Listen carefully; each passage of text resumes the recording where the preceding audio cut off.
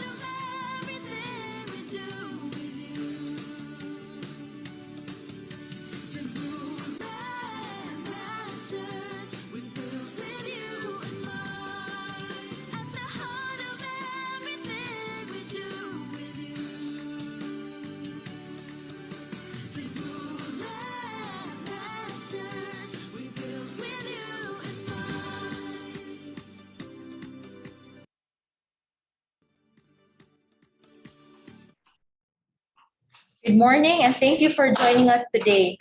The briefing will start in a few minutes. Just a few reminders before we start. The participants will be kept on mute as we are in a webinar format. You may type your questions in the Q&A box provided at the bottom of your screens. These will be addressed after the presentation proper. Thank you.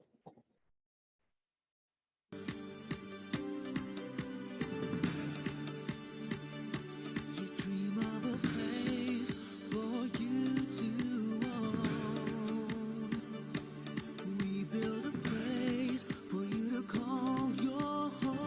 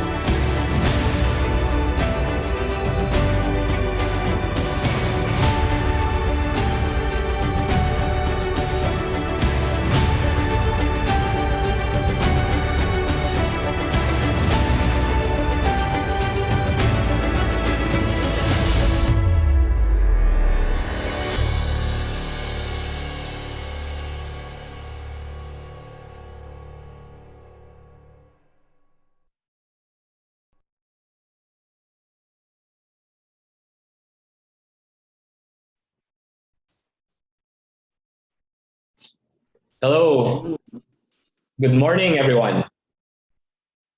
Thank you for being here with us for our 9-month investors and analyst briefing. It's been quite this year. It's very amazing to all of us that we're now down to the last 2 months of the year. I would say it's been a very productive, very fruitful year for your company, Cebu Landmasters. So on behalf of our chairman and CEO, Mr. Joe, our board of directors, our management team, we'd like to welcome you all to this briefing. We just feel very blessed and fortunate here in CLI. We continue to report good, strong earnings. And we managed to do this in the best of times and even in the most challenging of times. We're very happy to report the sustained earnings momentum from your company. 20% year-on-year growth on NIAT to parent at 1.85 billion. This 1.85 billion has actually surpassed the full year of last year.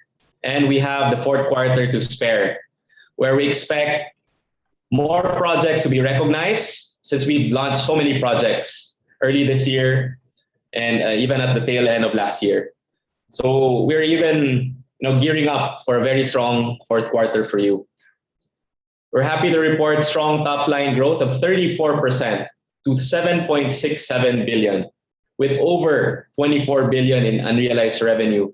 For those of you keeping track of CLI, when we went public in 2017, we were doing annual recognized revenues of only 2 billion. So we're almost quadrupled in the last 4 years. And I'm sure our investors have recognized that. We continue to launch projects this year. We've launched over 7 residential projects worth 12 billion in project sales and recurring income projects encompassing mixed-use projects, hotels and offices worth 6.5 billion. This is another great indicator for us, reservation sales. The appetite of the market in the Visayas Mindanao, the acceptance of our products in Visayas Mindanao, and we've continued to break records. We've sold 11.8 billion in new reservation sales, net reservation sales, backed by solid housing demand. This is another great source of comfort and happiness for us. We've now reached 61 billion in total assets due to steady construction progression. And of course, we've been busy, led by our executive team, busy creating a good pipeline. Since we are already 90% sold out across the board, we have to continue building up that pipeline. So we've acquired 41 hectares more in the prime locations, bringing our land bank up to 105 hectares. With that, as I happily said at the start of my introduction, that we still have the fourth quarter to spare, where we expect more projects to contribute new revenue streams as these reach the revenue recognition criteria. So we are saying we are poised to exceed the year-end earnings guidance of 15-20% that we gave earlier this year. Of course, with that, as I said, we're very happy to continue reporting these good news to you. And I now turn it over to my partner in the finance side of things, Mr. Gache. Thank you, Franco. I just have to ask for a little indulgence from the audience if my voice is a little stuffy. So normally I'm beside my my partner, my good partner, and my friend Franco in the room, but I'm feeling a bit under the weather. So just to be responsible for everyone, I'm in another location. So I hope I'm coming in clearly. Allow me to now walk you through our financial performance for the 9-month period 2021. And I share Franco's optimism and excitement, and also in a way I share his view that despite the challenging background, I think the company has done well, will continue to do well, because especially against a backdrop of regulatory challenges, we're able to launch more projects than many of our competitors in VisMin. I'd love to share with you that actually this has allowed us to already gain more market share in VisMin, and in fact we've only increased our market share. So now we are a bigger #1 residential developer in VisMin. We've continued construction, we've continued sales and collections payments from buyers, all against a much more difficult operating backdrop, not only for Cebu but all over VisMin. But we know that that this is one of the strengths of the company that can continue to deliver these kinds of results, that we know how to navigate this environment. And after 24 months of our new normal situation, we believe we found a formula on how to really move forward and onward, which is going to fuel our growth for the next 5 years. So on to our results for 9 months 2021. Our sale of real estate grew by 35% compared to last year. So on a top line basis, this is really what we meant by, or what I meant by, we've already figured out a sustainable way to move forward in this environment. We know what it takes to get our construction projects moving. We know what it will take to get our permits flowing again. We know what it will take to make it convenient for our buyers to make payments to us, because the demand is there. So it's just a matter of being able to execute our projects and making sure that we make it as convenient for our buyers to be able to pay us. And that translates into this revenue growth of 35%. We're now at 7.55 billion for the 9 months 2021. So just on the top line alone, we gave a guidance of 15 to 20% growth versus 2020. I think, just looking at this top line, that's why we're pretty confident that we'll be able to exceed that in the last, 2 remaining months. Our cost of sales and our cost of the project, this is on the other side of the equation. We're feeling a little bit of pressure naman on the input cost. Everyone, I think, is familiar with the challenge of inflation right now. So it's up to us to manage this, but it is something that will present us with what we need to focus on in the next coming months. Our gross profit went up by 25%, profit before tax, or our operating profit, up by 10%. And our consolidated net income is up by 12%, but to the parent and to the shareholders of CLI, that's up by 23% to 1.85 billion pesos. Our margins remain quite healthy. So I'll spend a little bit of time just elaborating on this. So yes, while our gross profit margin is under a little bit of pressure, this is mostly because of input costs. You've seen the prices, everything from fuel and logistics and raw materials have gone up. So this is something that we will have to manage and focus going forward, but it is underpinned as well by strong sales. So thus far, we have not pushed out price increases to the buyers, but it is something that we're looking at very carefully, and in order to preserve our sales momentum as well. But at the same time, our EBITDA margin has actually improved. This is because if you take out interest costs and our sales and the strength of our sales, our EBITDA margin remains to be actually very strong, especially with the low, with higher sales reservations take up. Next slide, Clark. If you look at our realized and unrealized revenue, this is where you could see what will fuel our growth for the next few quarters. Our unrealized revenue grew from 20.33 billion to 24 billion. So again, these are the remaining value of the contracts by which we are going to recognize revenues as long as we deliver the construction progress, as long as we collect from our buyers. That's how much more contractual sales value we can still collect that is still not on our financial statements. So in other words, we've already captured this demand. It's just a matter of delivering the unit and putting it on our balance, putting it on our financial statements and collecting payments from our buyers.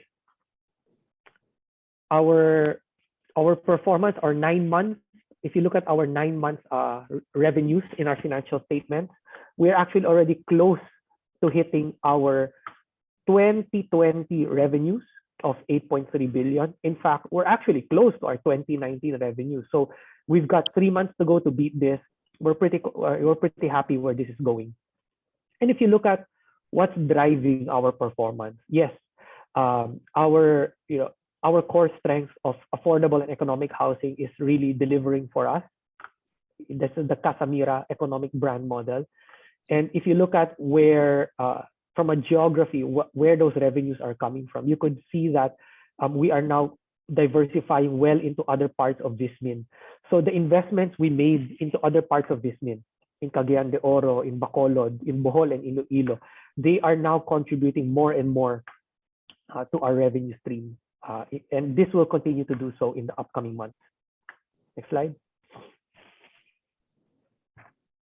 In terms of our reservation sales, we're poised to have another record-breaking year. So this is what has kept the company very optimistic. 2019 was a great year for us. I mean, the last normal year for us, right? We look back at 2019, with fondness and say, all right, we could still do everything normally, and we got 12 billion in new reservation sales from the market. 2020 comes along, COVID, sneaks up on us from behind, and the whole world changes. But one thing remains constant: people want houses. In fact, if anything, this is where we were surprised. People just wanted houses more. It actually sharpened demand, especially in a few very key sectors. So guess what? 2020, COVID year, pandemic year, record-breaking sales of 14 billion. And once again, with 3 months left, we're pretty much on track to have another record-breaking record-breaking year in terms of reservation sales. And if you look at where those reservation sales are coming from, this is an important insight. Yes, while the economic housing market is strong and remains to be very strong, look at this, from 62 to 50%. But our mid-market and our premier market, they're making a comeback. So the recovery in the housing market is now more broad-based. And we continue to diversify our sales holdings. Look at where we're getting our sales now. Cebu is now less than 50%. The rest of the Visayas and Mindanao region are contributing very strongly. And just based on the reservation sales or the unrecognized revenue that we have and the number of launches that we still have in our pipeline, this is a trend that will continue, where we are now going to be very diversified as to where we get our results from. Okay, go ahead, next slide. Our balance sheet remains to be quite strong. Our assets are now up to 61 billion pesos, of which a majority are in the assets that are generating revenues for us. It's in the receivables and contract assets. Again, these are the value of the contracts that we have captured, that where we can already recognize these revenues due to percentage of completion. Our return on equity continues to be very strong. It continues to be in the 20+% region, 23% so far annualized this year. And our net DE ratio has increased slightly from 1.39 to 1.65. But I'll dovetail this and I will continue this discussion on our debt management in the next couple of slides and why this actually makes a lot of sense for us. Go ahead.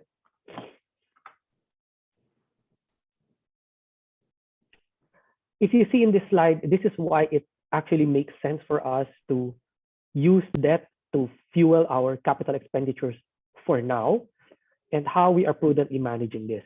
Number one, notice our debt maturity towers. They're pretty stable, and we pushed out more debt at the long end of the spectrum. So I now have more debt from 2025 onwards. So while I've actually increased the debt maturity profile and increased the tenors, we've also increased the ratio of how much of that debt is actually fixed rate. Look at this. The cost of debt for us has actually gone down.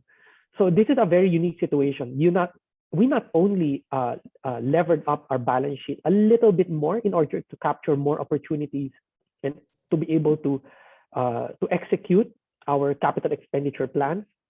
We've also lengthened the tenor and the maturity of our debt maturity profile, but at the same time, actually lower our cost of funding.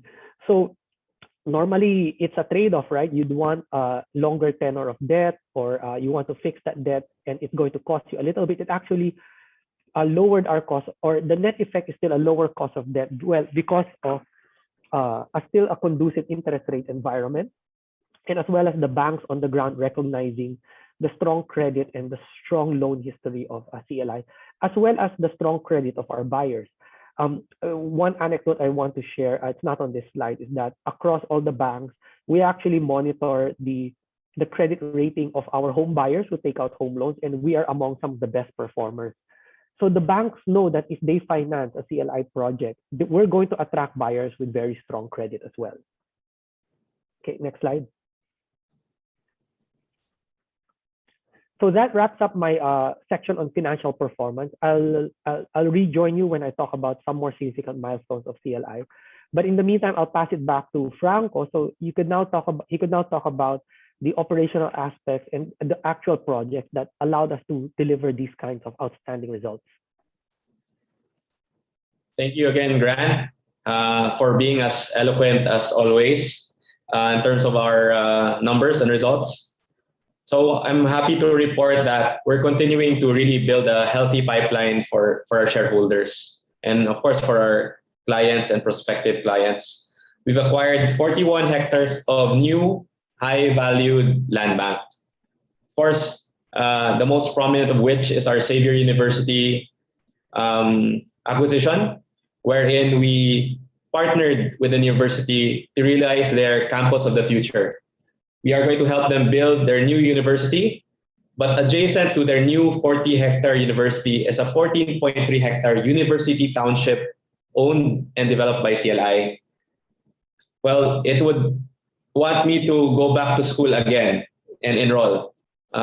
This will be one of the best campuses, not just in the northern Mindanao or Mindanao region, but in the country. So we're very excited about it. We're in the middle of preparing for the permits and starting development by middle of next year. Other than that, we've acquired new properties in Cebu, north of Cebu, in Consolacion and Danao, and we've also acquired new properties in Panglao for our first condo project there in Panglao, Bohol. So what's not even counted here is the 100-hectare reclamation that we broke ground on. It's such a monumental project for us, but we also feel excited to have the only approved reclamation outside Luzon in the last 20 years, developed by Cebu Landmasters. What's very good about it is this is land, we will really call it land bank now once the land is 4 meters above sea level and reclaimed. So we're now in the process of assembling the best contractors and suppliers, and then to start development by early next year as well. Okay, next. Of course, in terms of CAPEX spending, as expected, with more mobility now, with sustained demand for Cebu Landmasters projects, with CLI continuing its diversification to more recurring income projects, we put a 12 billion CAPEX budget for the year, a big jump from last year. So far, we've spent 8.7 billion, composed primarily of residential development, investment property, and land acquisition. Next slide. So as you can see, I'm always very happy when I see this. As you see our portfolio grow, for those of you who follow us here on the ground in where we work, we also beef up the team. We're very happy to be reaching close to 700 full-time employees encompassing all our departments and subsidiaries across the region. Next slide. So this is what we reported early on. What makes it very motivating for us is with all the projects we launched in the year for the first 9 months, they are already 77% sold. So these are the projects in Guadalupe, Casamira, our very popular Casamira South that's always expanding. So it used to be just 30 hectares of our largest subdivision in Cebu, and now it's close to 40 hectares, and we're acquiring more due to the demand. And then you have our very popular Taranza project that's actually an icon in the heart of Iloilo. It will be the tallest building in the whole Panay Island by the time it's completed, and it's already 73% sold. So you have our Ormoc project, part of our diversification to key cities around the Philippines. So we see Ormoc as a great hub for that part of the Philippines.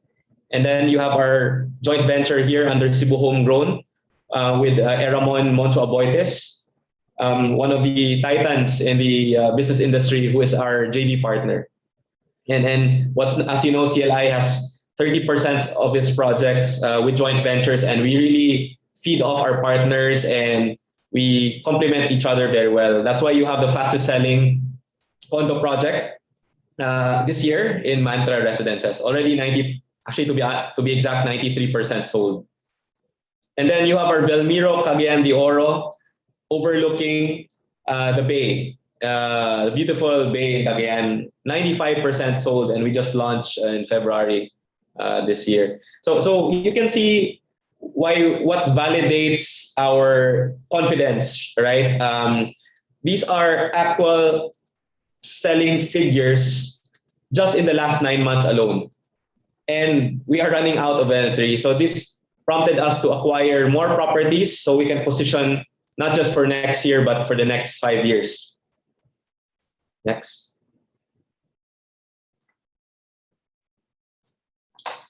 Okay.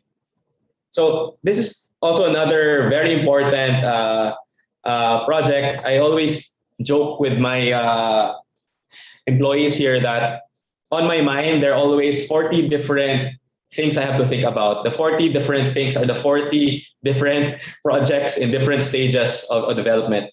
So we have 24 under construction. At CLI, we always take pride that we deliver not just faster than our peers or faster than average, but we deliver really better with a personal touch. What I'm very proud of this year is that we're very conscious about turning over so many projects. So I was in Davao, we turned over our first condo there with high marks, high customer satisfaction. We've turned over our housing project in Cebu Negros. Then just actually next week, we're turning over our first condo development in Bacolod at Mesavire Garden Residences. And we're about to turn over our premium development 38 Park also in the coming weeks. And across all these 24 projects, it's 92% sold. So this gives us reason to continue. What we do is to deliver as best as we can. Okay, next. Of course, and across all completed projects, I will just highlight that it's really 97% sold. What's interesting is we still get sales from our remaining inventory in these projects because these are really well located, well built, and well managed. So as you know, we in Cebu Landmasters Property Management Inc. manage all the properties we've developed, and we've been retained as property managers in all the projects we've completed. Next. So you can see here that the number of 60 residential projects we've developed, we are already 90% sold across the whole spectrum of it. So for those of loyal shareholders tuning in, you can do a virtual applause if you'd like, just to keep our briefing live. So I want to give a lot of credit, not just to our sales team. As you know, we don't have an in-house sales team, right? But rather, we have the best sales support team in the entire country, coordinating, collaborating with more than 10,000 brokers and licensed sales agents across the country. These are really our frontliners. These sales brokers, sales agents are really doing a service for the Filipinos. The dream of home ownership is enabled by them. So what CLI does is the sidekick of the sales brokerage to make sure that the first-hand information is really relayed to the buyers as quickly and as completely as possible. So in terms of leasing, as you know, post 2017, we really made major investments in recurring income business. For one, this is our baseline project, mixed use, with a very highly rated Citadines Cebu City, with mall, with an office. So we've grown our leasable area to more than 30,000 square meters, but this is really inching closer to 100,000 by the next 2 years, and we have over 300,000 GLA under the planning phase. I mean, what is a good takeaway from leasing is we are not very affected, no, since the bulk of our revenues are still coming from real estate sales. Nevertheless, we are very excited because we have a lot of recurring income projects, like our first mall project, major mall project in the Astra Center, completing by late 2022, early 2023. And the malls are getting busier. I just had my haircut, and it was the most busy I've seen in that salon in the last 2 years. I've seen these are good signs for our industry. And our Patria de Cebu here, our very important project where we lease the property from the archdiocese so that they can also continue their various mission in the whole province. So that is also well underway. You can see the challenging site conditions. It's the 2 basements in our downtown area. So it's a construction project that's very exciting, and we're monitoring very closely.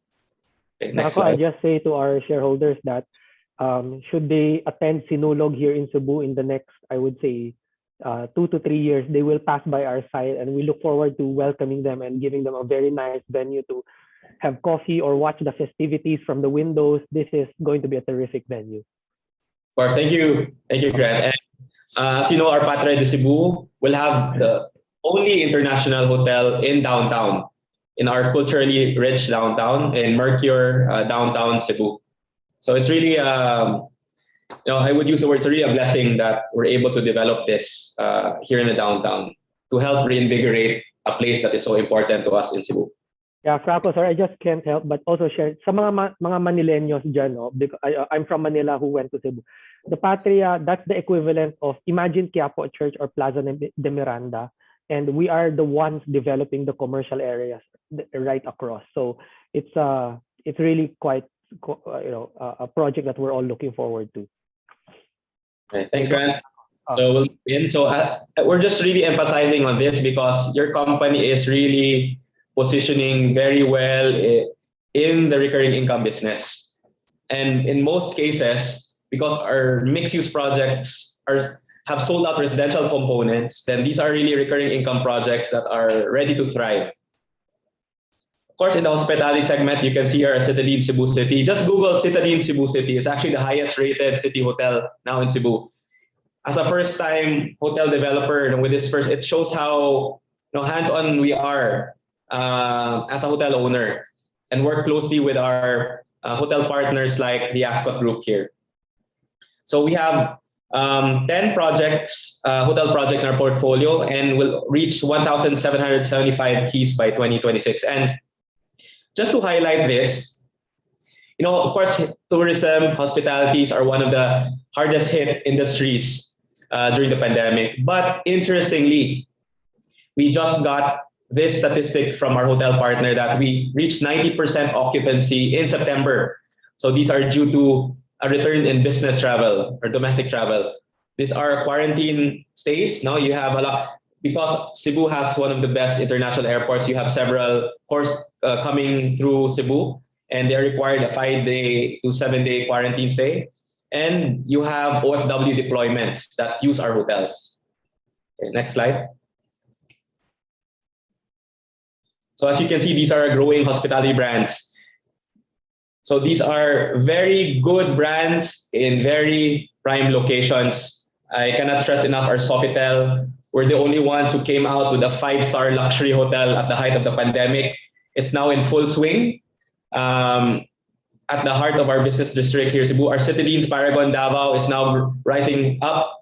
Of course, our very much awaited Abaca Resort Mactan, which is really a game changer for us as our first resort project designed by one of the best firms in the world. Next slide.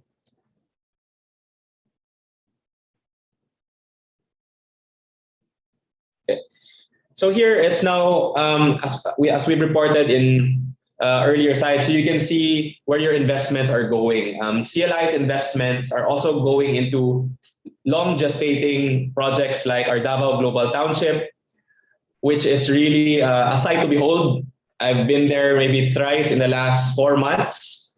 You can see it was awarded just last night as the best township in the country. And you know how I presented to the judges. It's really, when you go into a business district, it feels very common. But here, it's a township that's going to feel like Davao. No, it's a township of the people and for the people, because it's going to have a lot of local elements. It's going to have a lot of Davao inspiration here. Then our Masterson town beside the Xavier University Township. It's no secret that CLI founder Joe Sobrano and myself are very blue-blooded Athenians, and this is a dream project for us. It's more of a service for us, and we are very motivated to deliver to the Xavier University community a very beautiful campus. And this highly awaited project that was 7 years in the making, Mingmori Reclamation Project. When we first had our MOU signing with the municipality in 2013, many things were unknown back then. But fast forward 8 years, we have all the approvals. We broke ground ceremoniously with the LGU, the PRA here, even representatives from the province and city.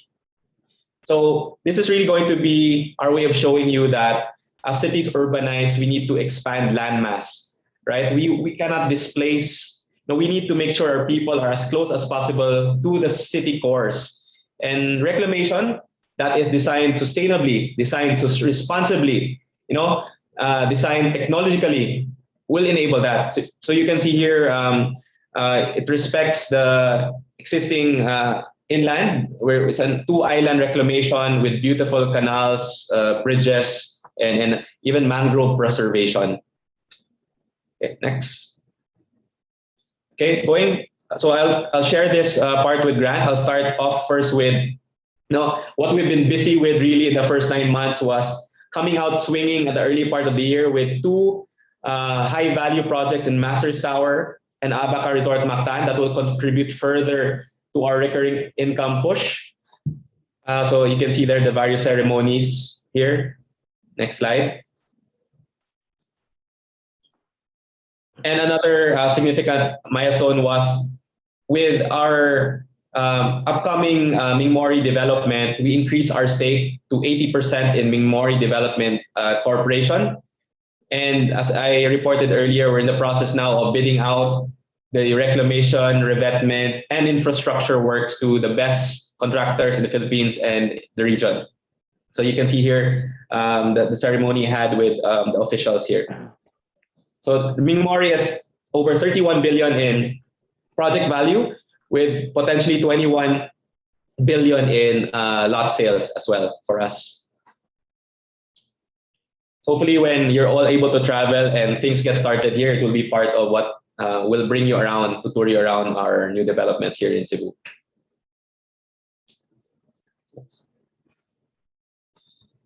So yes, as I reported earlier, such a momentous project, not just as Atenean, but as a developer, where we get to contribute not just to the economy, we contribute to the education, education, economy, environment here. It's going to be one of the greenest campus with a blue heart, as the Jesuit fathers would like to report. It's going to be a green campus with a blue heart. And we're very excited as we're now securing the permits. But it's 14.3 hectares is owned by Cebu Landmasters in the adjacent university town. So I just want to point out where we are. So this is this side is the new Xavier University campus, Xavier. And then this side is the adjacent CLI University town. So this is the SM in Uptown. So it's a very prime area for those of you familiar with Cagayan. Okay, next slide.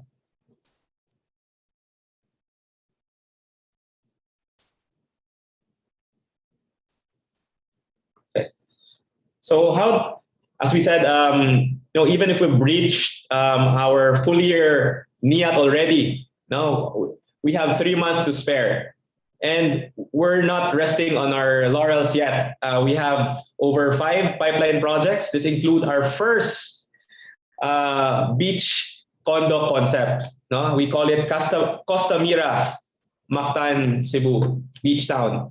So it's our way of doing our part where during the pandemic, what we realize is people just need to recover and recharge with their families in a setting that's very healthy, very healthy, and where you can get a good rest. So this is our 2-hectare beach property with a 250-meter beachfront, where we say, how can we make beach condo living accessible to more people?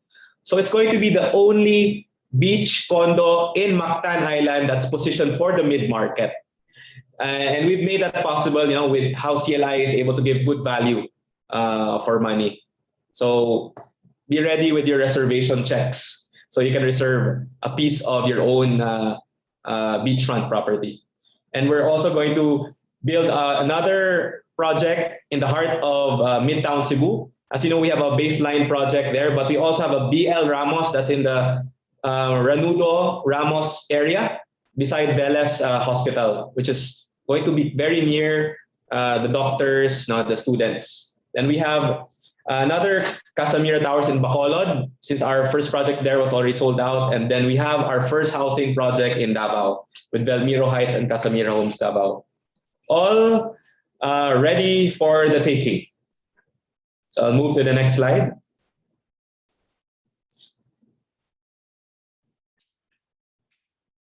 So I've already emphasized this, how we as a company are venturing into even co-living.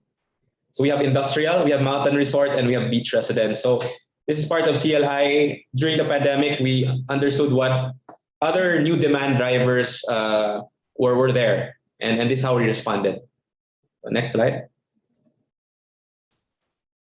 Okay, so before I pass it on to Grant, who will help me close the presentation, I just really wanted to say that operationally, I would say that we are on our A game, no? As far as Cebu Landmasters is concerned, but we continue to fine tune processes, continue to beef up people and technology as well. So we're very conscious that even as important as loan takeouts, we're beefing up that part so that buyers can also move in quickly into their homes and able to avail of the very favorable interest rates while they are where they are now. So Grant, do you want to help me close the presentation, the briefing? With these, Yes, of course, Franco. Let me So this underpins our optimism going into the fourth quarter and into the future. I just wanted to say that I wanted to add that in CLI, by the way, we are already almost 100% fully vaccinated. This has been a strong push by the leadership in the company, and this has been implemented all the way to our property managers, our engineers on the ground, our cashiers, everyone in the office. We are striving to get 100% full double dose Moderna vaccination, so that we set an example and do our part in order for us to get back to what we're doing best. And it really is being together, working together. And of course, if you're in a construction project, it's to get it up at full capacity. And in line with that, these are the trends that will allow us to continue, and that gives us confidence, because these are our strengths and opportunities going forward. First, there's going to be a continued housing backlog. That backlog was there before the pandemic. That backlog persisted during the pandemic, and it's still there. And if anything, it has only sharpened. We've laid out strong foundations to plan and execute to adapt to the new normal. I mentioned the vaccination is only but one of the most important steps that we've taken in order to adapt. But we also know how to operate a real estate company under these conditions already. We know how to adapt to government agencies, our customers' shifting needs, their convenience, and how we factor in their convenience. In VisMin, we're in a very strong position for a V-shaped recovery. While GDP overall the country declined, our GDP in VisMin has actually fared better. We've proven during the pandemic our execution capability, and this is where a prudent expansion approach, I think, has served us very well, because this ties very nicely when people ask us, when are you coming to Luzon or when are you coming to Metro Manila? I'm anticipating that question, but I want to answer this a little bit newly this time around. We're already in Luzon. We're expanding in Palawan. And this is just a logical way for us to expand. We want to expand reasonably and logically where we can bring our operational and execution expertise to the ground. So it's going to happen, but it has to happen in a way that allows us to deliver the same kind of results that we have. Take note that all of this growth, all of this expansion that you've seen, all of the cities where we've established #1 market share, it only happened in the last 5 years. So there is a prudent and a sustainable way for us to expand this. We will continue to benefit from low interest rate environment. This is true because we've fixed the cost of a lot of our debt. So we've already matched our expenses with how we will fund them. Our interest rate cost with how we will fund our capex. And we've established digital transformation platforms across the process of buying a house. So this is everything from making payments to our suppliers, to collecting equity and monthly amortizations from our buyers, virtual turnovers and virtual sales processes. We believe we've established the right fundamental processes in place in order to continue the growth trend for the next few years. Go ahead, next slide.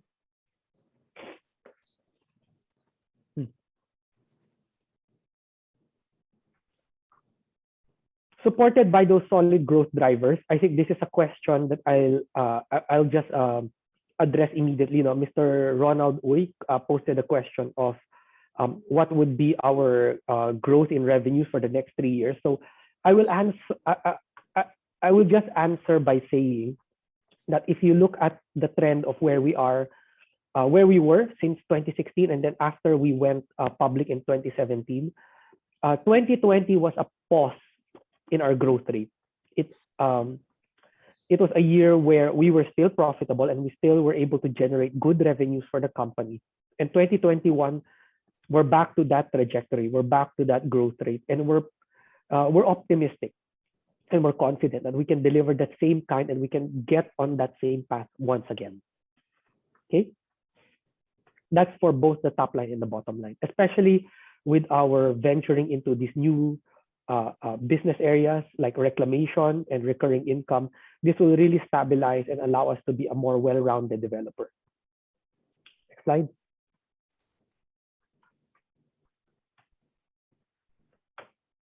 And we're proud to announce this is straight, fresh from the oven talaga, no?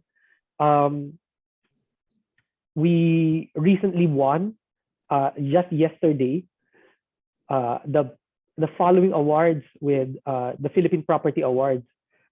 Yours truly, your company, was named as the best developer in Visayas and the best developer in Mindanao.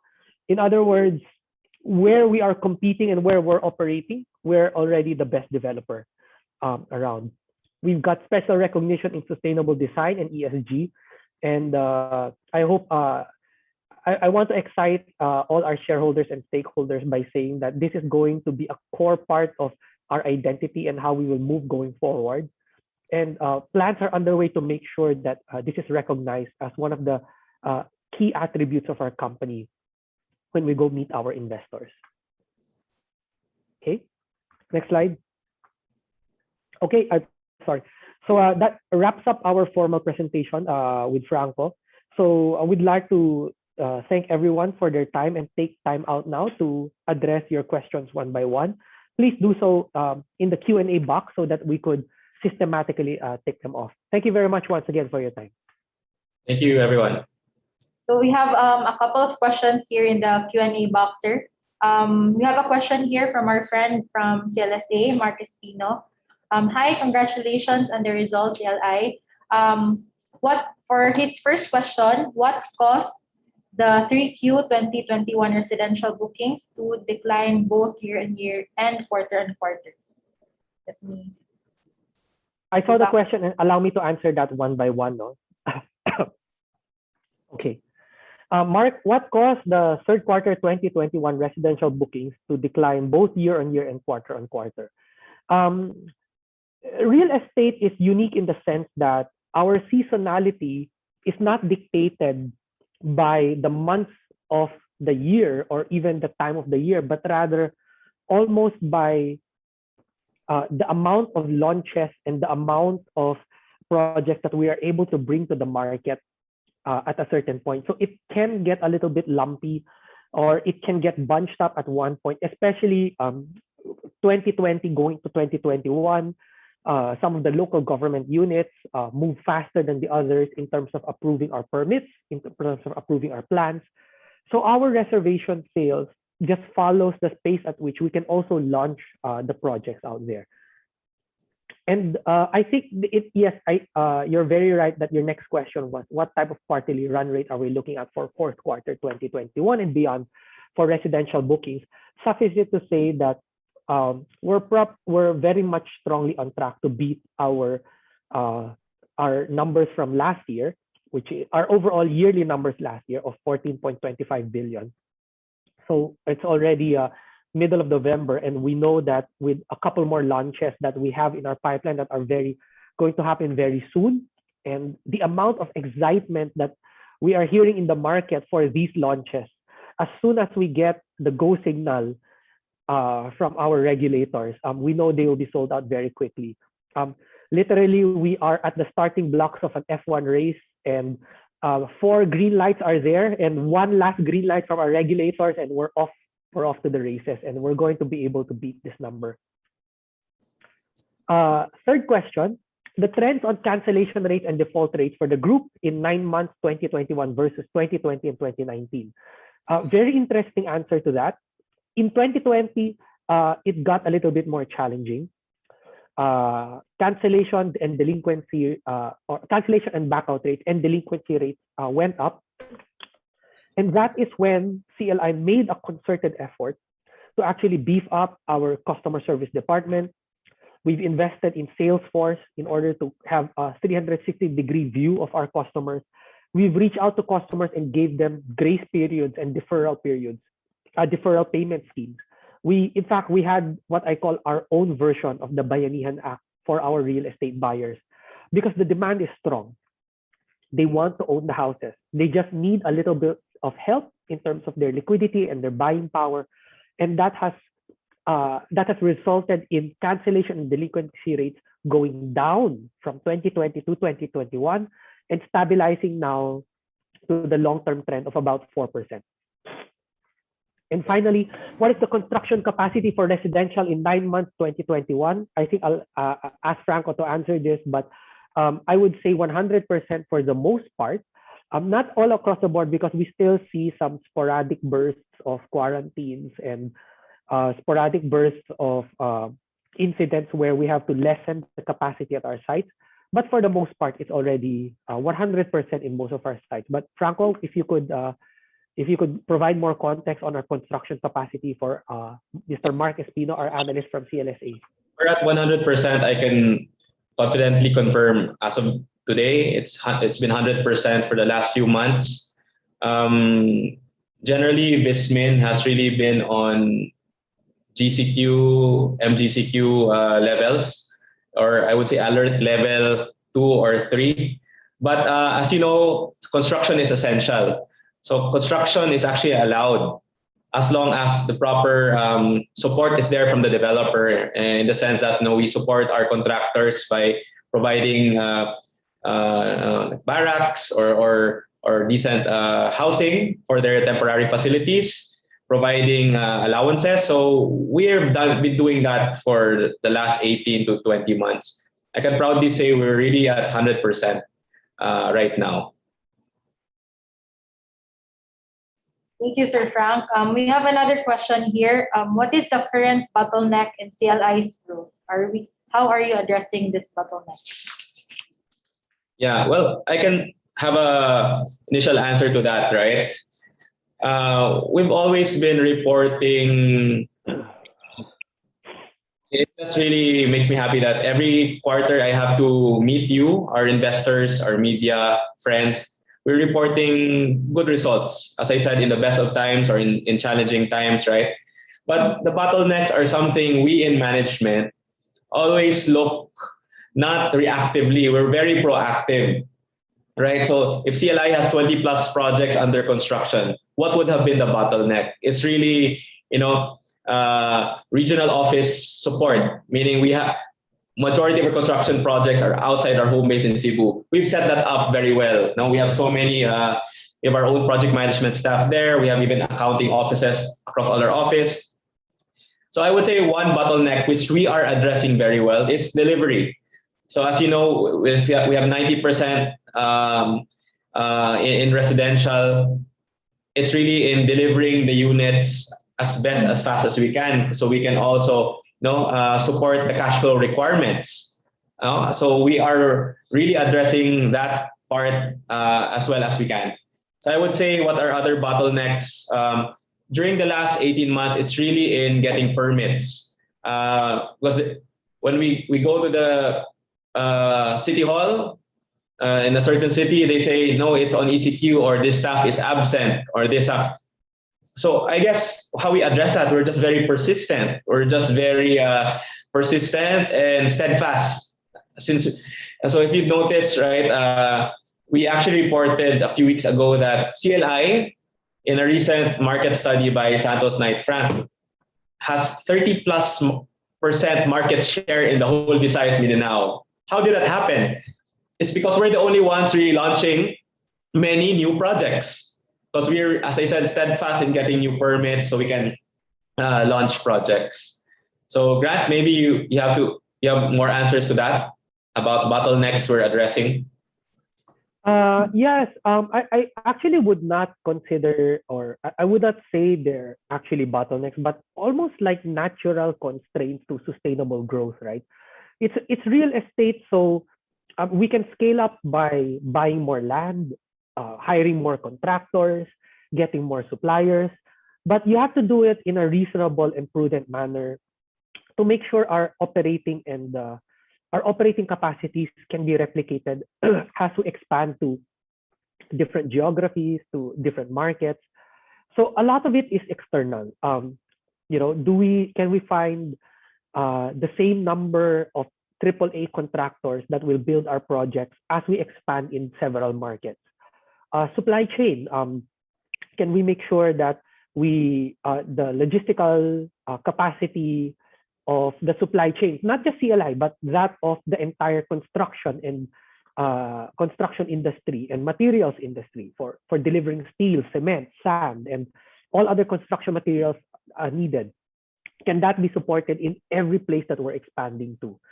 So these are natural constraints that where we need to understand the market very well first. We need to be very comfortable that we have the right and necessary environment in order to deliver the results that we're used to delivering in Cebu and where we've expanded before we decide to acquire land and go expand. So it's less a bottleneck, but more of, I think, if you look at how we've grown 15 to 20% compounded every year, that's a very healthy, sustainable growth rate for us.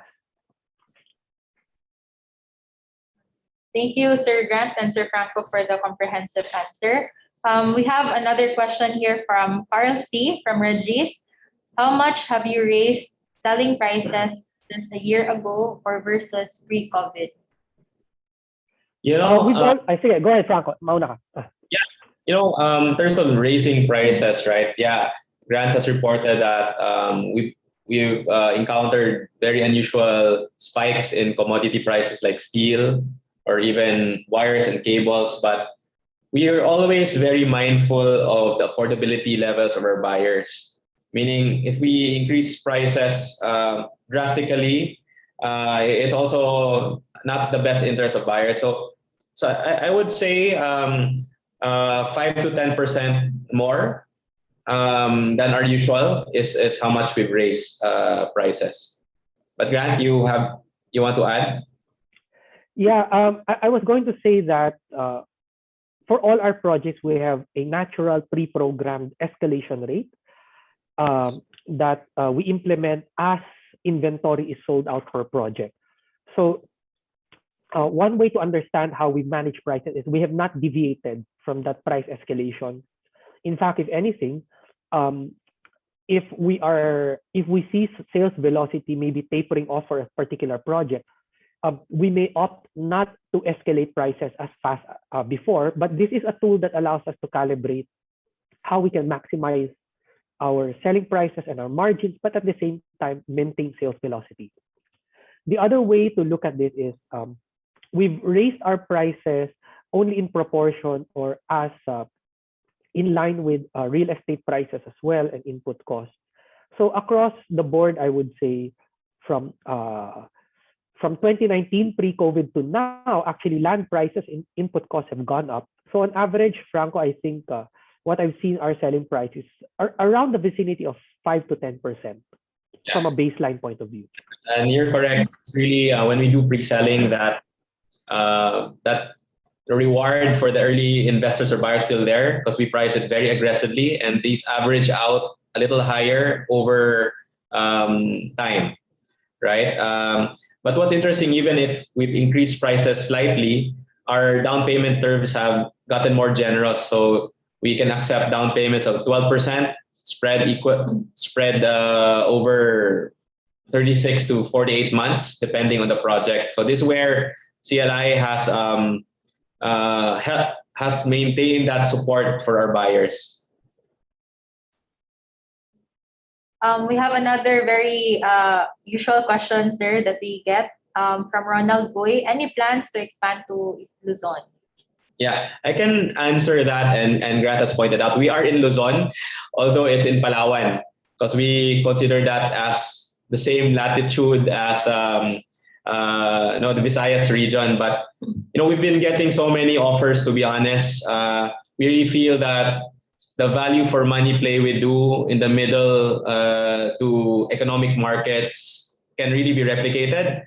However, as you said, what bottlenecks are we trying to manage, right? We want to perfect what we're doing in the Visayas Mindanao region. The leadership is not just in terms of sales. The leadership has to be in terms of customer satisfaction, shareholder value. So, but who knows? No, I mean, 5 years from now, there are other indicators, opportunities that might draw us closer to Luzon. Definitely, as we report to you quarter per quarter, you will hear more about our plans. But in the meantime, there is so much to do. I have 100-hectare reclamation to do here in Minglilio, Cebu. I have my township in Davao, Cagayan, and soon hopefully in Bacolod as well that we have to work on.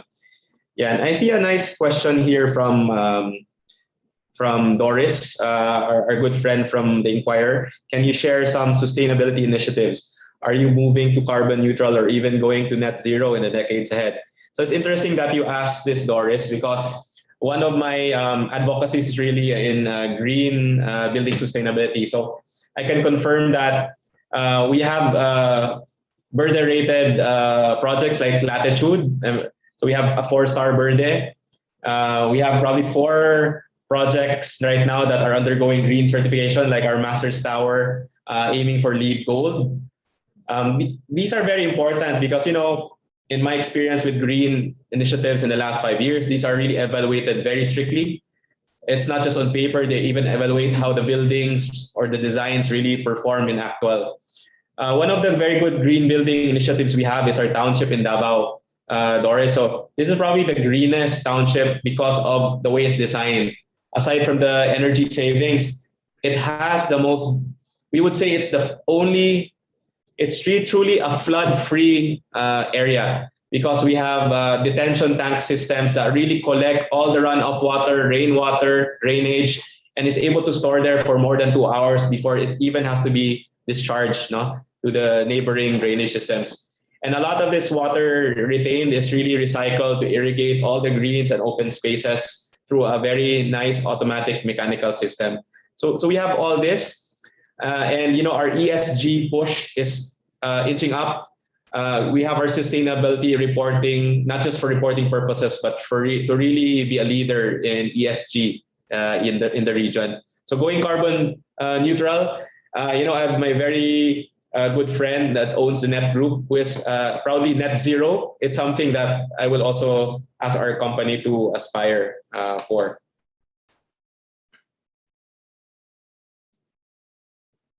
Yeah. So, as I even said, even a reclamation that we're doing, it's going to be one of the most sustainable reclamations possible as well. Okay. We have another question here, sir, from Mafe Barcelo. Do you require proof of vaccination from your office guests? Hotel guests. Hotel guests, sorry. Now that people are bringing their families for staycations. Yes, Citadines is an ASCOT group are quite strict. To be very honest, I know that they do. I can just get back to Mafe in terms of the rules and regulations that are exact, no? Since we, as the owners of Citadine Cebu, are managed by the ASCOT group, and they, being a Singaporean conglomerate, really implement the highest of protocols there. But what's interesting is, what I know is, for the quarantine stays, like the returning residents who have to be on quarantine for 5 days, they really cannot mix with the regular leisure guests. So they are really on dedicated floors and cannot step out of the rooms. So even our founder had to return from the US, was stayed there for 5 days and then cannot go out of the room. So we are strictly abiding by that. She also have another follow-up question. Are there any plans for CLI to venture to healthcare facilities like city hospitals in the future? Okay, yeah, good question. All right, our township in Davao is actually looking for a big hospital partner, since it's in Matina, catering to the largest community or population base in Davao. We were actually in the initial design stage of a medical arts center in our baseline project. So we feel that these medical facilities will definitely complement our mixed use or township projects. So we'll keep you more up to date as we firm up plans for healthcare real estate initiatives. Thank you for that, sir. Another question from Michael Hilado. Good morning. Are you experiencing any delays in loan takeouts due to buyer documentation and permits? And what are mitigation actions?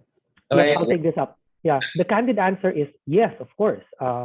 We are experiencing delays in loan takeouts, but this is not just because of buyer documentation and permits. So very sharp, I think you might know the real estate industry a little bit more than others. So thank you for that question.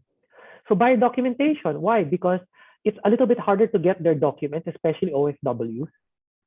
It's a little bit harder to consularize and notarize them. Sometimes they don't want to go out of the house. So how do we mitigate that? We actually spend for our couriers and messengers, the courier services, to get it from them. We actually contact our financing institutions, from Pag-ibig to the banks, to accommodate electronic copies in the meantime in order to facilitate loan takeouts. So we are finding many solutions and ways to bridge challenges between our buyers and the financing institutions. Yes, permits are also a little bit more challenging. So it's not just the fact of us getting building permits, but for example, getting titles in the name of our buyers. That's a challenge that registry of deeds all over the Philippines is experiencing. Even Pag-ibig, their processing time has changed. And if you ask any developer in the economic housing market and segment that deals with Pag-ibig, that's going to be a universal feedback. And it is Pag-ibig, by the way, kudos to them, hats off to them. They're one of the most responsive government agencies out there. But the fact is, if they are asked to do skeletal workforce or work from home, then the result is the gears of processing really just slows up a little bit. So how do we mitigate them? As I mentioned, we try to find many different solutions to accommodate the current situation. But at the same time, we work with institutions to actually tell them how we can comply with some of these requirements and explain the situation so that from their compliance and their risk mitigation point of view, for example, not getting a title immediately is not necessarily a red flag for them, but we can show them where in the process of getting the title we are that gives them comfort, that allows us to move our takeout processes. So I hope that sufficiently answers your question, Michael. Thank you, Sir Grant. We have another question from Ronald Boy. What is the current CLI book value and current market cap?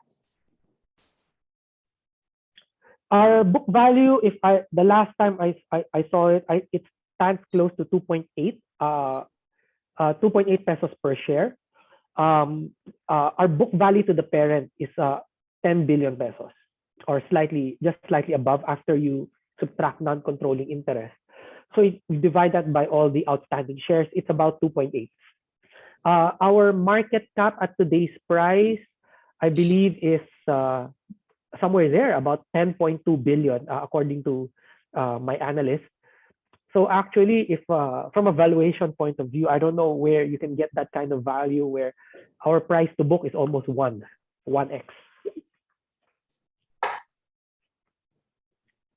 Okay, thank you for the question. Thank you. Carl C. has a follow-up question, Sir Grant and Sir Franco. Yeah, I'll ask this about land prices.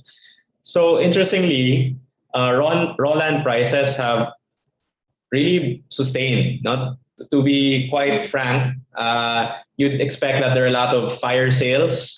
Meaning, when we say fire sales, good land being sold at steep discounts, but it's not very common.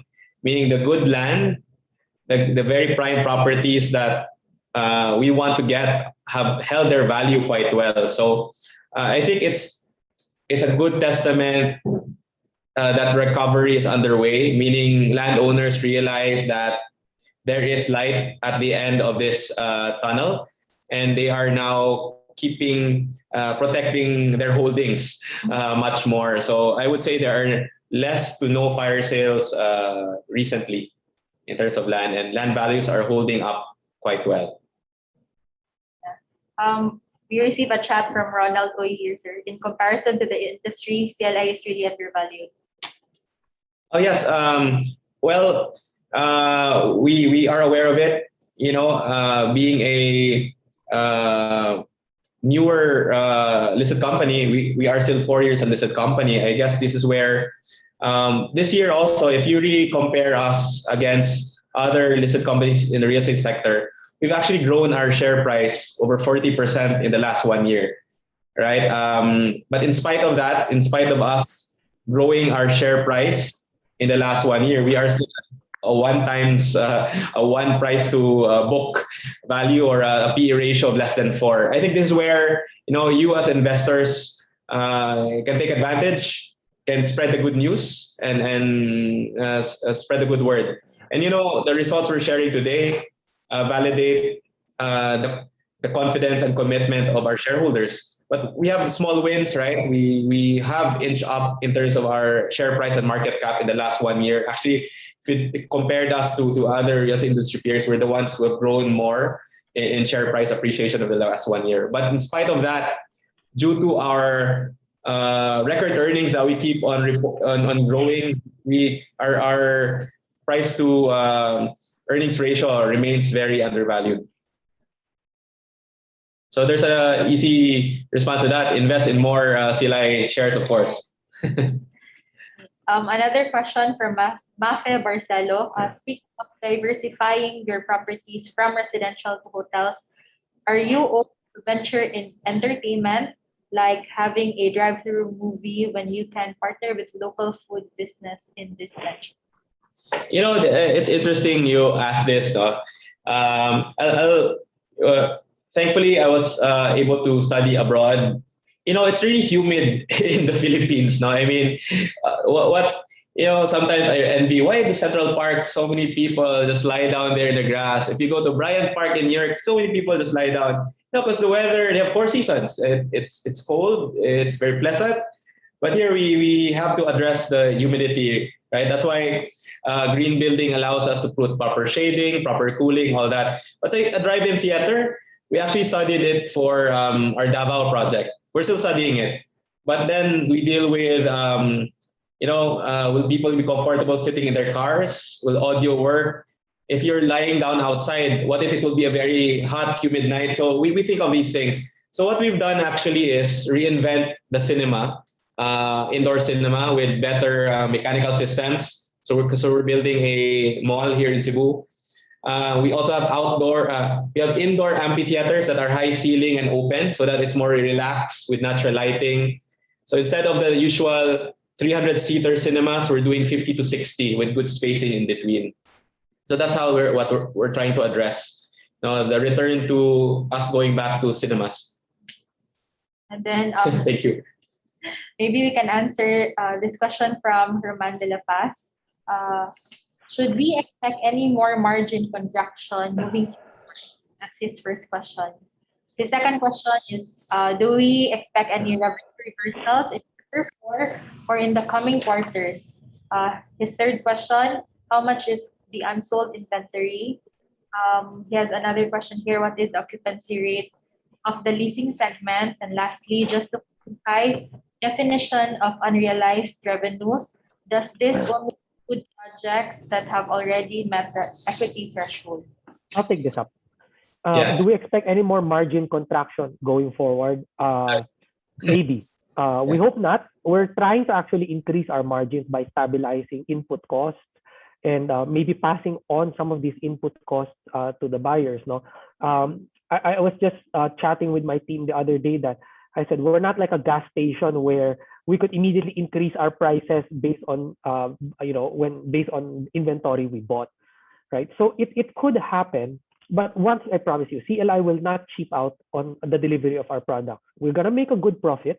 We're going to deliver excellent products to our buyers, and if our margins get contracted temporarily, it's a sign that we need to pass on some of that inflation cost to our buyers. We need to hedge maybe a little bit more, pay a little bit more hedging costs by signing longer term contracts. It will be imperfect hedges, of course. So we might see it, but it will be, what I can tell is that that's in line with external factors and logistics, fuel, input costs.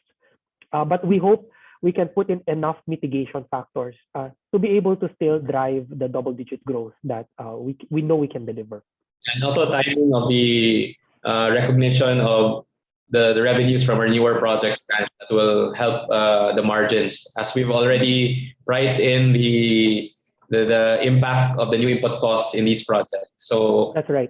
Expect an improvement in the fourth quarter, with these new projects being recognized. Right. Number two, do we expect any revenue reversals in Q4? An emphatic no in the net basis. The reservation sales numbers that you've seen, that we reported, the 14 billion last year, 16 billion this year, and then quarter numbers are already all net of cancellations. So you can be sure that there won't be any revenue reversals. And the revenues that you see on our quarter-to-quarter annual numbers are also net of the revenue reversals already that happened should there be any cancellations. So cancellations are a natural part of our business. It's something that it's just a reality that we have to deal with. We want to minimize it for the sake of our buyers, because actually, German, on average, we can actually resell units at a price higher than what the buyers canceled it for. So with revenue-wise, it's actually neutral or even positive for CLI, because once you cancel a unit, usually the prices have gone up for fully sold units. So it's not in their favor, in our buyer's favor. It's a lot of hassle. So we'd rather keep it low for everyone's sake. Do we expect revenue reversals? On a net basis, no. Okay. How much is unsold inventory? I'd like to point out, or I'd like to draw your attention to the slide you see on your screen right now. So you could see that on average, as you move, as you look at our project, as you move towards completion, more and more get sold. So for our completed projects, we have launched 22.6 billion pesos worth of completed projects. We sold out 97%, and or that translates to 21.7 billion. So we have about 900 million pesos worth of RFO inventory or ready for occupancy. But then if you look at projects we launched in 2021 and those construction in progress, you could see where we are progressing towards that 97% and how much more inventory we can move in the next few years as we continue project completion. Okay. The next question is, what is the occupancy rate of the leasing segment? It's 70% right now. So not where we want it to be yet, not pre-pandemic occupancy rate for our leasing and office areas, but still not too disastrous. And the other thing is leasing rates represent less than 1% of our business model right now. So we are in fact in a situation where we're not too worried about the challenges of office and retail occupancy because we intend to fully operate and open a lot of our recurring income assets somewhere around 2023, 2024. So almost in a timing wise, it's kind of fortuitous that 2020, 2021 were not years that we're supposed to generate lease income revenues yet because we're growing them organically. We're building them ourselves instead of acquiring property. So this is an area that we have the luxury of time to enjoy the recovery. And finally, just to clarify definition of unrealized revenues, does this include only projects that have already met the equity threshold? Actually, baliktad, Chairman, no? Realized revenues include only the projects that end the sales contract that have met the equity threshold. In other words, we only realize revenues once a certain collection criteria has been met for our contracts. So yung unrealized revenues is a factor of maybe they've only paid 1 or 2 months equity amortization, so hindi pa yan counted as revenues. So the entire value of the sales contract still sits in unrecognized or unrealized revenues. The other factor is percentage of completion, because even if qualified na sila from a collection point of view, we have to multiply it by the value of that contract by the percentage of completion. So a 50% completed building, even if all the contracts have qualified, we will only recognize 50% of the revenues there. And we will only be able to recognize revenues and, by the way, collect on those revenues from our buyers closer to the completion of the building. So I hope that answers your question. By the way, Sir Grant, si Herman de la Paz is our friend from Abacus. Abacus. Okay, thank you. Regards to the team there, Abacus. So what's the next question? Maybe we'll try to wrap up in 5 minutes. We'll try to finish all the remaining questions. Okay, sir. Another question here is from Ms. Doris.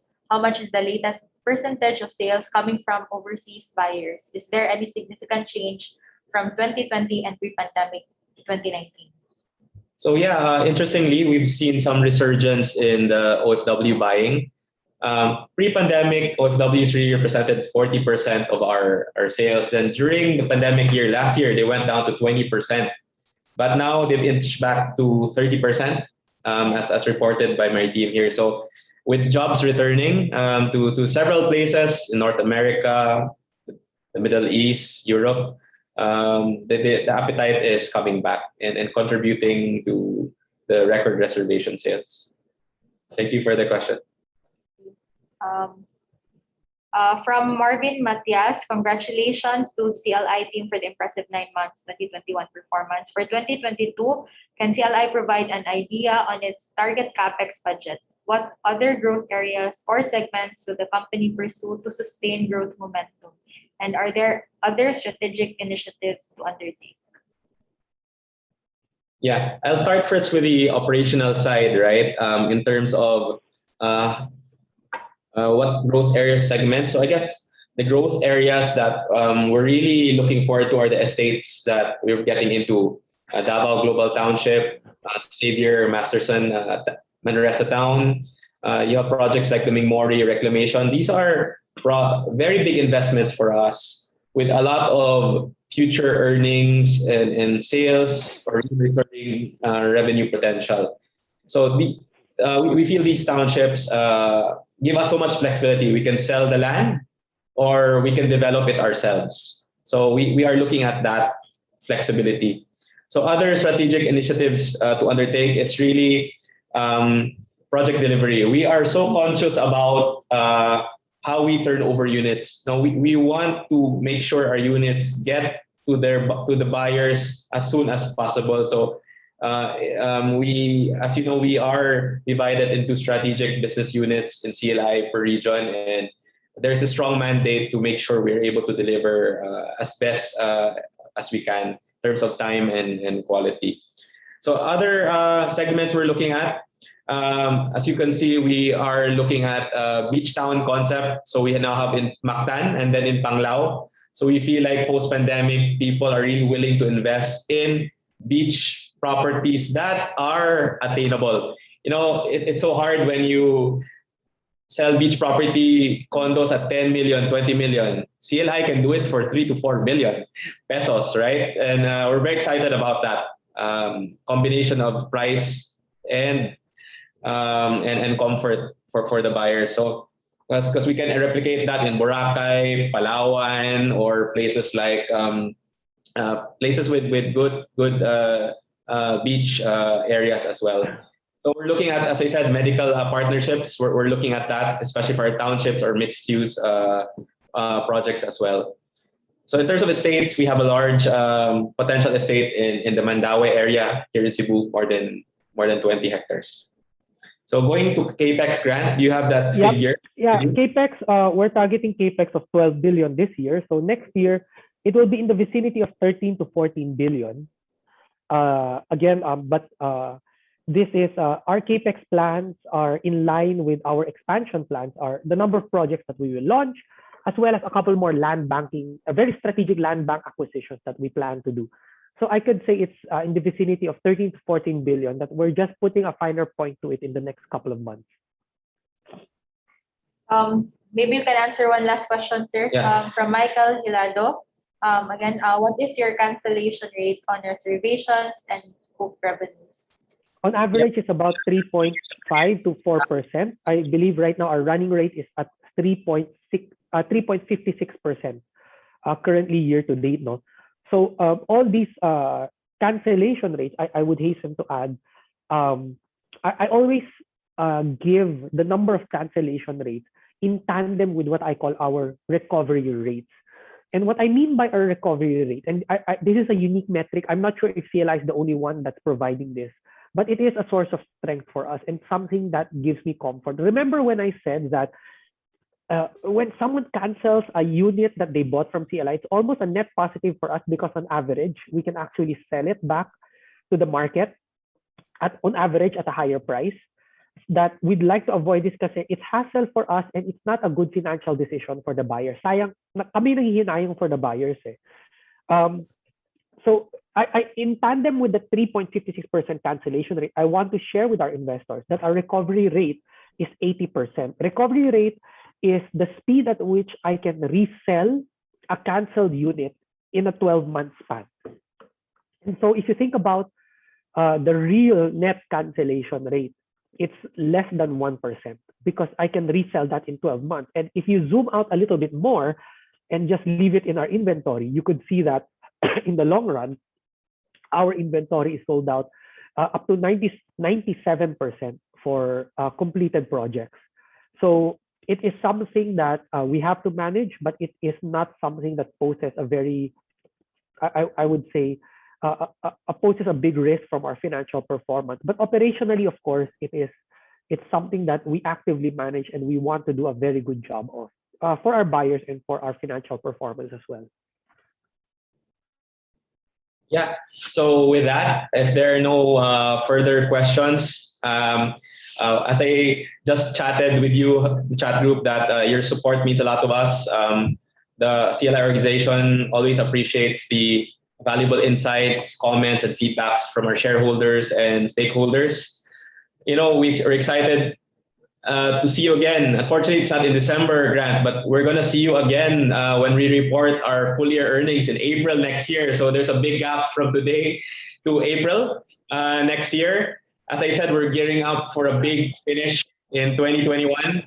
2021 is meaningful in many ways, where it's the 500 years of Christianity in for us Cebuanos or for us Filipinos. It's a year of recovery and rebound. We say rebound and abound. We're abounding very well in CLI. So we really want to finish this year strong. And it's something that the whole CLI team is committed to, so that we can all have a very... Also, since I cannot greet you a Merry Christmas in December, so advance Merry Christmas na lang. Okay lang, Franco. I mean, Jose Marichan is from Bacolod anyway, diba? So we're perfectly in the spirit if we want to greet everyone advance, Merry Christmas. Nauna na nga yung taga Bacolod sa atin eh. Next time sa April pa when we report the full year. And right, I know. And who knows, maybe Franco, if things open up a little bit, we might resume our face-to-face annual shareholders meeting kahit na limited capacity, because I just want to say it's long been an initiative of the investor relations. We want to organize like a shareholder and analyst day where we bring them on site tours so that they could really see CLI products. We'll have a big coaster or a big bus so that they could get a hands-on and first-hand experience and see exactly the products on the ground. But of course, that's a little bit of a dream for now until such time that we open up again. We were planning for it already in 2020. Fly over to CLI. We'll give you discounted rates in Citadines. We'll book a bus. We'll take care of your agenda and your lunch, and then we'll bring you to the different CLI sites. You'll see economic, mid-market, premier. Something to look forward to lang, Franco and shareholders. One day it will happen. It will surely happen. Maybe we'll have more hotels then. Sure. So continue to take care and stay safe, of course, everyone. Wishing you and your families well. Thank you, everyone. Thank you for your time. Thank you.